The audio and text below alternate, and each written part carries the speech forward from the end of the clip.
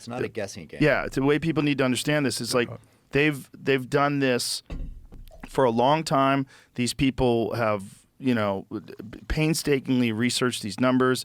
They know exactly what they're doing. But when it comes to this game of reintroduction of animals, the first step is they say there's a carrying capacity for the amount of wolves. This is the number. When it gets to that, we will agree to open up a season on wolf hunting.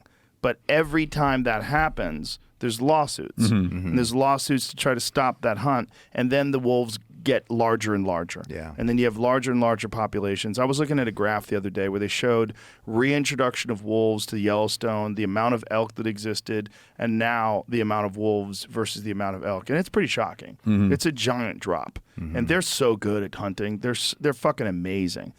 But hunting wolves is insanely difficult. It's really hard to do.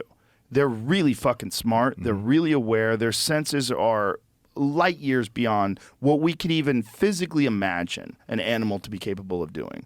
In our minds, like we know that deer could. I remember I was watching an episode of your show where bear winded you guys like fucking 500 yards or something. Yeah. Like it's incredible. Their noses are fucking amazing. Their senses are amazing. I don't think we really. It's almost like looking at the size of the universe. Like it's 13 point whatever billion light years across. You don't fucking. That's just going in your head. The kind of power that the senses of a wolf have. I don't think we could even really fathom it. So our thought is people are just going to go in there and wipe out the wolves like they did before. That's just ignorance. The way they wiped out before. At this point, was you can go and strychnine. say that it's just that's not the reality.